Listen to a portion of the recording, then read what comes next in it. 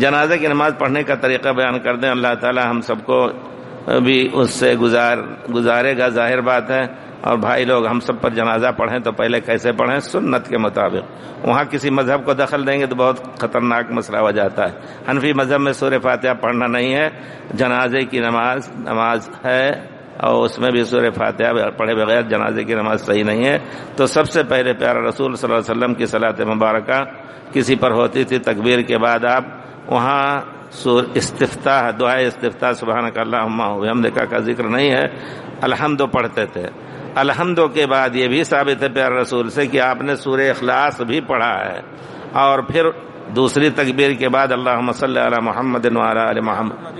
ہاتھ اٹھائیں یا نہ اٹھائیں دونوں جائز ہیں، انشاءاللہ دونوں جائز ہے، کبھی اٹھا لیں، کیونکہ اس قسم کے مسائل جہاں ثابت ہوں دو قسم کے، تو ایک ہی کو پکڑ کر کے رکھنا صحیح نہیں ہے، کبھی اس طرح کر لے، کبھی ہاتھ اٹھائے کبھی نہ اٹھائے۔ دوسری تکبیر کے بعد اللہم صلی علی محمد وعلی آل محمد صلاۃ ابراہیمی۔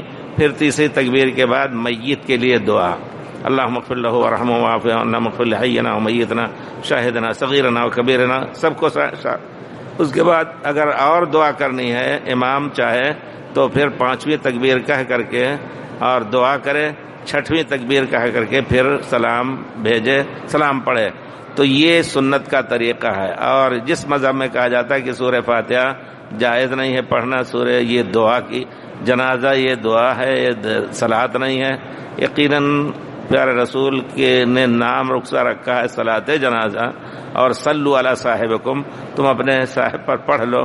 ہم کہتے ہیں وہ صلاۃ نہیں دعا ہے، یہ چیز غلط ہو جاتی۔ پوری صلاۃ پیارے رسول پڑھتے تھے اس طرح کا، اور خطرہ ہے کہ اگر آپ کے اوپر سنت کے مطابق جنازے کی نماز نہیں پڑھی جائے گی تو جنازے کا اجر میت کو نہیں ملے گا۔